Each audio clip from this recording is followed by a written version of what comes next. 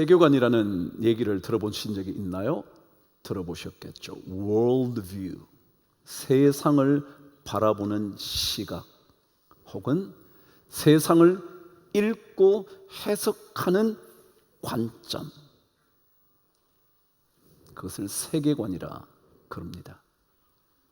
누구에게든지 세상을 바라보는 관점이 있습니다.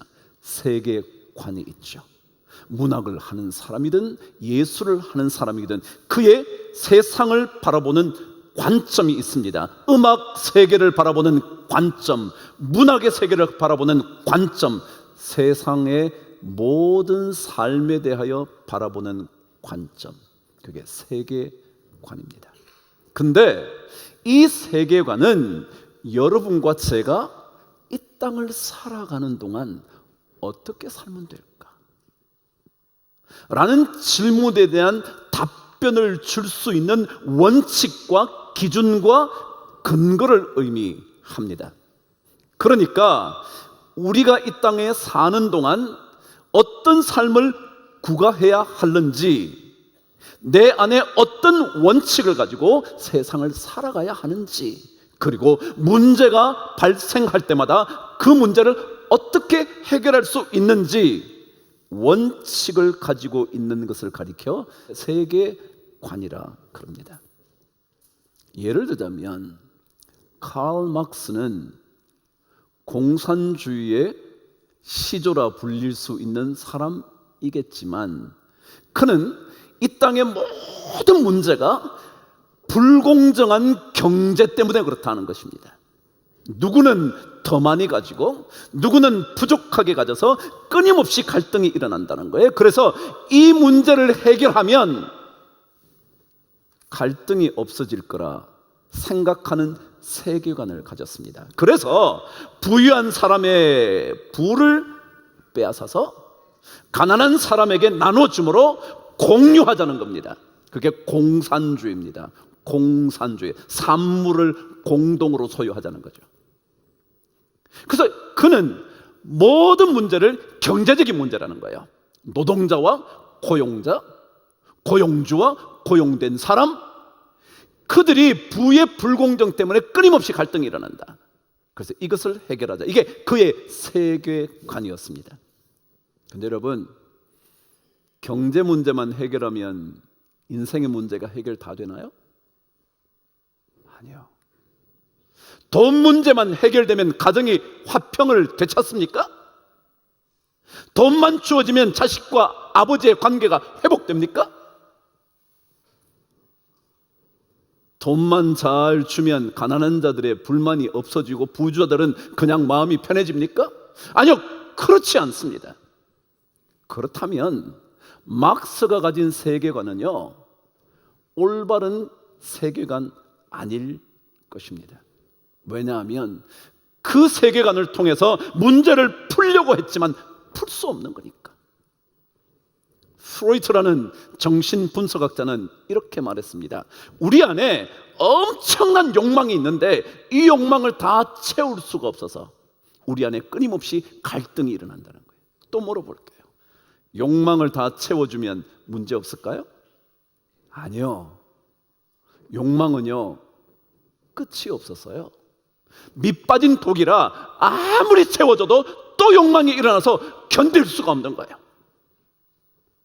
그렇다면 그의 세계관도 그리 적절한 세계관 아닐 수 있어요. 우리는 다 욕망과 욕구가 충족되면 괜찮은 인생을 살아갈 거라고 생각하지만 그것 가지고 안 된다는 거예요. 그렇다면 여러분, 도대체 사도 바울에게는 어떤 세계관이 있었길래 나는 부유한데도 거할 줄 알고 가난한데도 거할 줄 알고 빈곤한 곳에도 처할 줄 알고 넉넉한 곳에도 처할 수 있는 일체의 비결을 갖고 있다고 그랬을까? 무엇 때문에, 어떤 세계관 때문에 그런 걸 가지고 있었을까?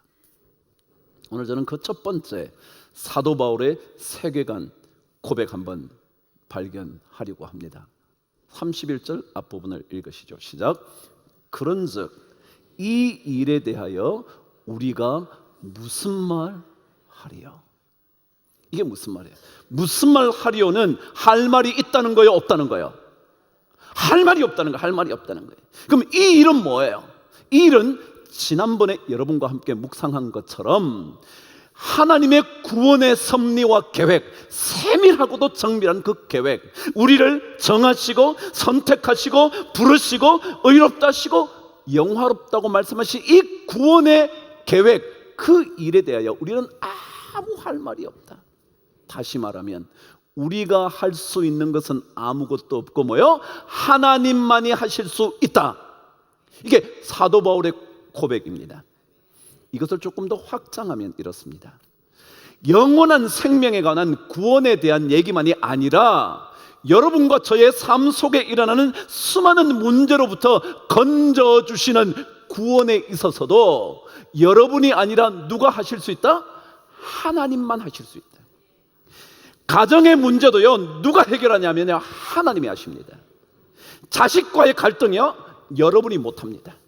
여러분은 포기하셔야 되든지 여러분이 숨막혀 죽든지 하나님이 하셔야 합니다.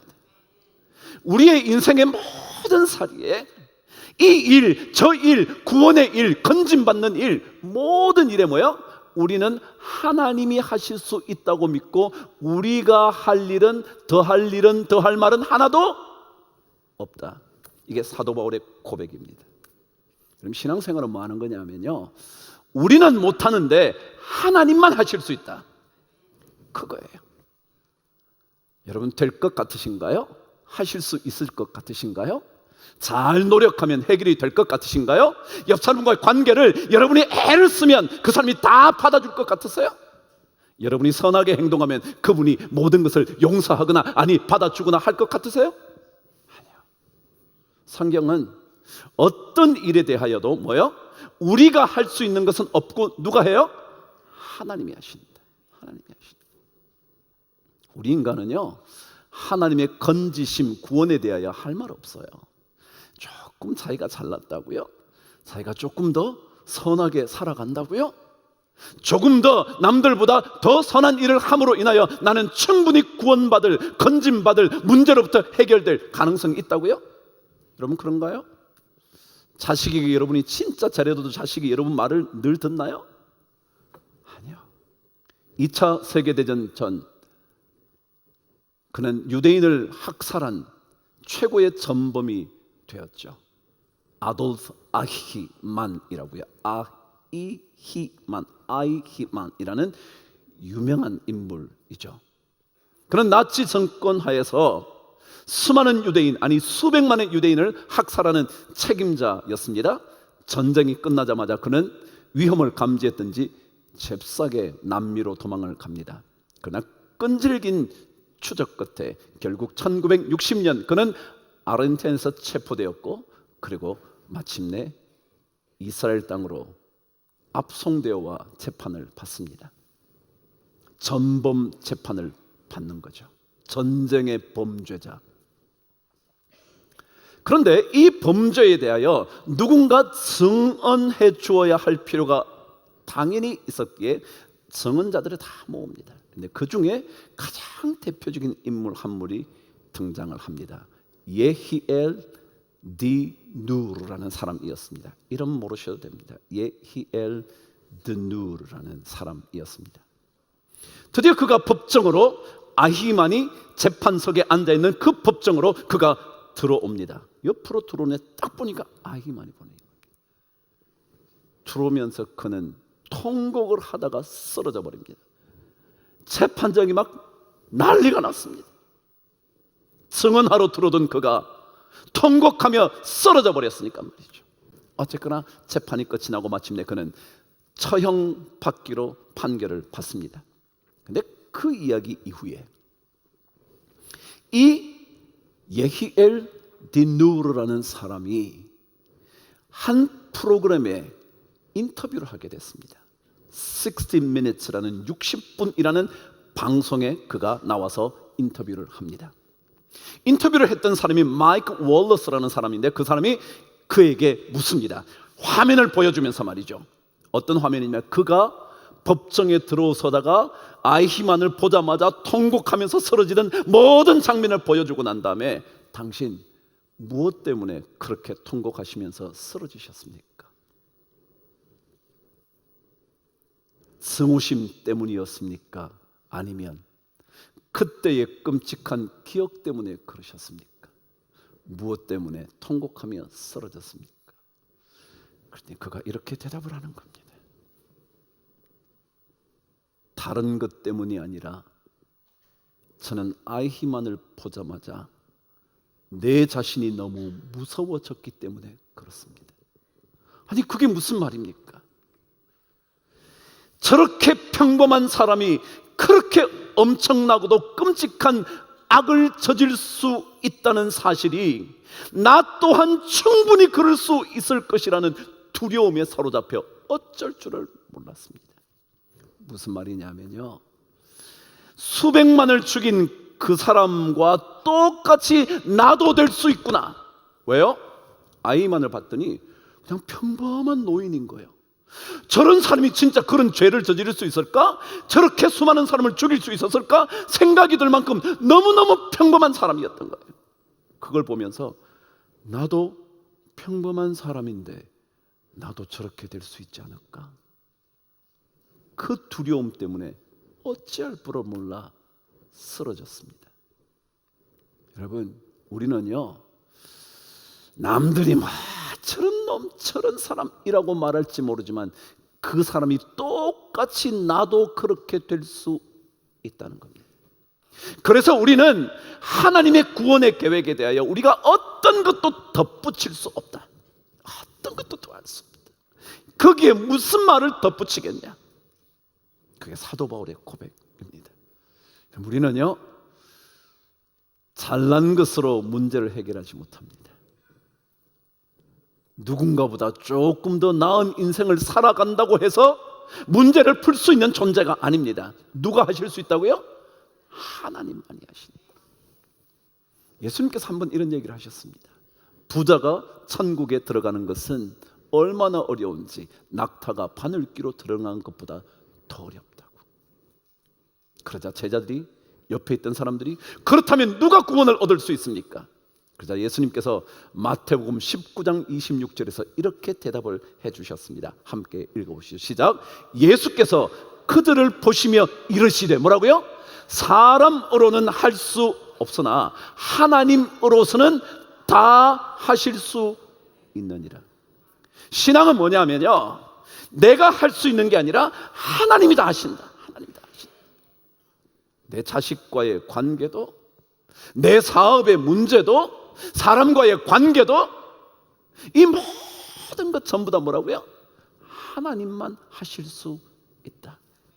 이게 사도 바울의 고백입니다. 이게 그의 세계관이었습니다. 그분이 하시면 된다는 거. 그분이 하셔야 된다는 겁니다. 아니, 그분만 하실 수 있다는 겁니다. 그게 사도 바울의 세계관이었습니다. 근데 이런 생각을 하는 사람들은 당연히 두 번째 고백을 할 수 있게 됩니다. 그게 31절 뒷부분입니다. 함께 읽어보실까요? 시작. 그런즉 이 일에 대하여 우리가 무슨 말 하리요? 만일 하나님이 우리를 위하시면 누가 우리를 대적하리요? 하나님이 모든 것을 하실 수 있는 분이시기 때문에 그분이 우리를 위하시면 우리는 두려울 게 하나도 없다. 누가 우리의 대적이 될 수 있겠냐? 누가 내 앞에 길을 막을 수 있겠냐? 이게 사도 바울의 두 번째 고백입니다. 그렇죠? 사람으로서는 할 수 없는데 하나님으로서는 모든 걸 하실 수 있으니까 그분이 만일 우리를 위하시면 우리 앞에 대적이 무슨 상관이냐? 어떤 것들이 우리를 가로막을 수 있겠냐? 라는 고백을 사도 바울은 한 겁니다. 그렇지 않나요? 요셉을 하나님이 위하신다면 요셉의 형통함을 누가 막을 수 있냐고요? 시기심에 사로잡힌 형들이 막을 수 있나요? 유혹하는 보디발의 아내가 막을 수 있나요? 그렇게 충성스러운 요셉을 감옥에 가둔 보디발이 그의 인생을 막을 수 있나요? 멋지게 해몽해 줌으로 인하여 그의 전직을 회복한 술 맡은 관원이 다 잊어버렸어도 요셉의 형통함을 막을 수는 없어요. 누가 위하시면? 하나님이 요셉을 위하시면. 여러분, 하나님이 하시면요, 노예가 어찌 그 엄청난 대제국의 1인자나 다름없는 총리가 되겠냐고요. 하나님이 하시면 되는 거지. 하나님이 안 하시면 그 노예가 어떻게 그 자리까지 오냐고요. 도중에 죽어도 몇 번 죽었을 목숨일 텐데. 그게 하나님이 만일 우리를 위하시면 누가 우리를 대적하리요? 여러분, 하나님이 다니엘을 위하시면요, 굶주린 사자가 어찌 다니엘을 죽일 수 있냐고요. 어찌 그 다니엘의 인생을 형통한 길로 인도할 수 있겠냐고요. 하나님이 아니고서는. 그도 포로로 잡혀온 한 포로 신분밖에 되지 않는데, 하나님이 함께 하시지 않으면 어떻게 사드락과 메삭과 아벳느고가 그 뜨거운 용광로에서 타 죽지 않을 수 있냐고요. 하나님이 함께 하시지 않으시면. 신앙의 고백은요, 다른 거 아니에요.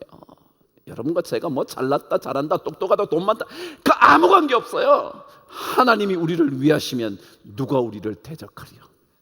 이게 사도 바울의 세계관이었어요. 나는 하나님이 함께 하시기 때문에 안 돼. 나 괜찮아.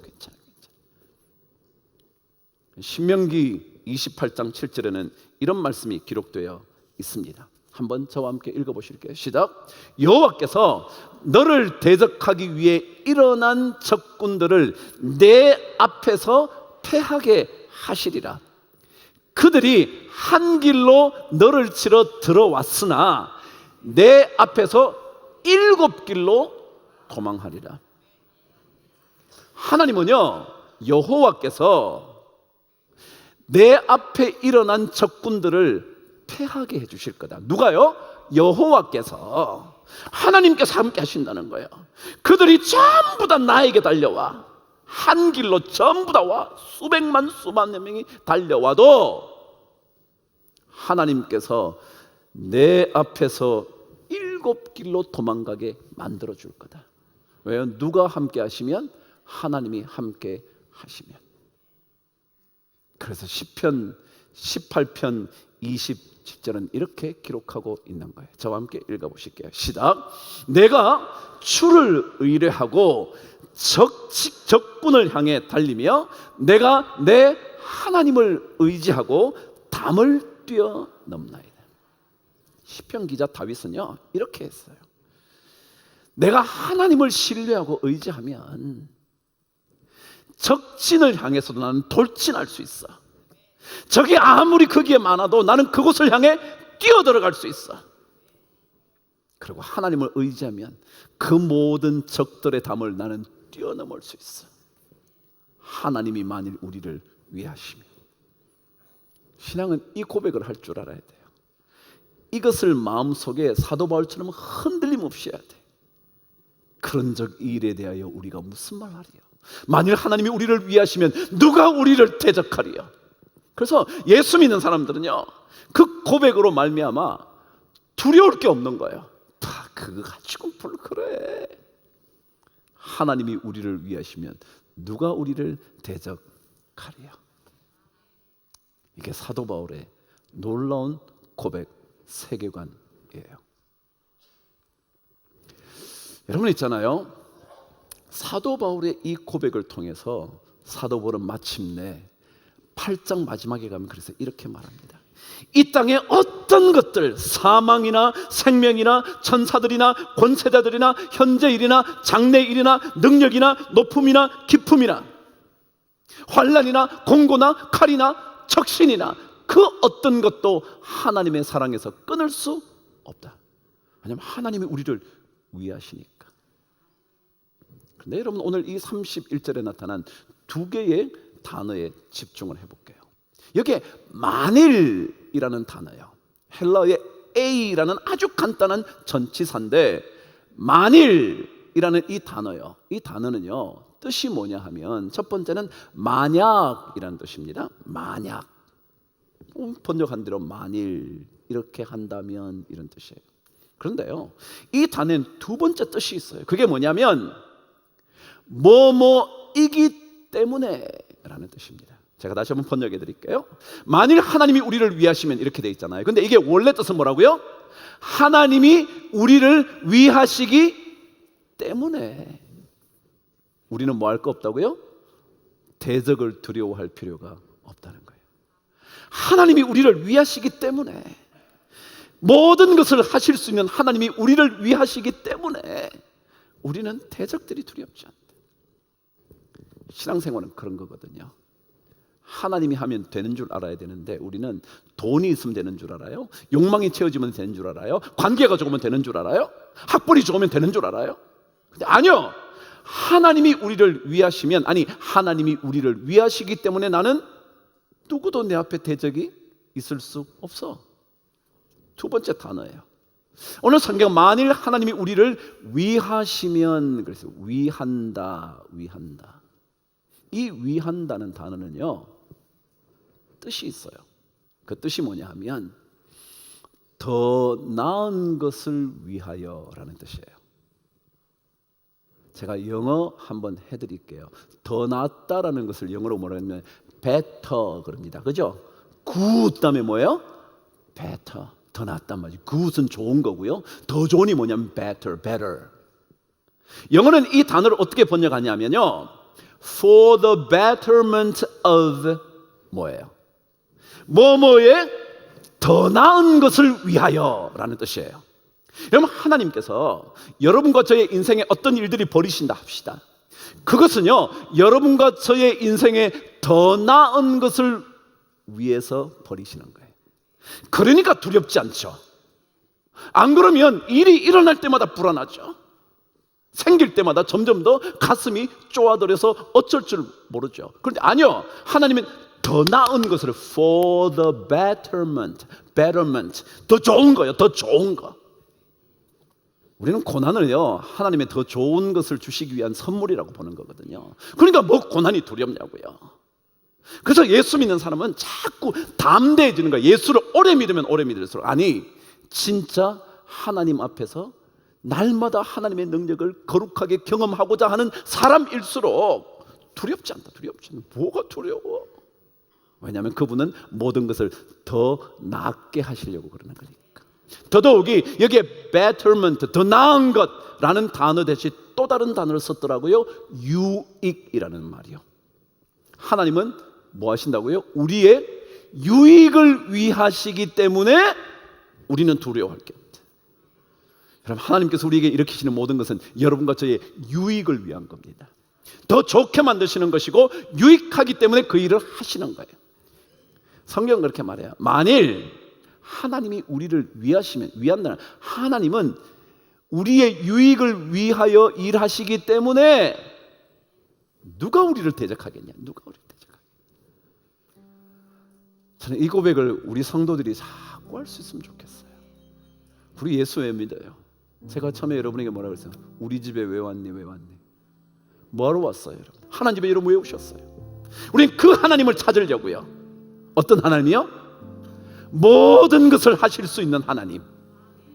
우리가 거기에 덧붙일 필요도 없고 뺄 수도 없는 그 하나님. 그것만이 아니라 우리의 더 나은 삶을 위하여, 더 유익한 것을 위하여 일하시는 그분 하나님 찾으러 왔잖아요. 그분 찾으면 하나님은 모든 좋은 것에 뭐가 없다고요? 부족함이 없으리로다. 저는 그 은혜 우리 모든 성도들이 함께 누리면 좋겠고, 사도 바울처럼 우리가 그렇게 고백하면 좋겠다. 여러분과 저에게 이 놀라운 고백이 넘치게 되기를 주의 이름으로 축복합니다.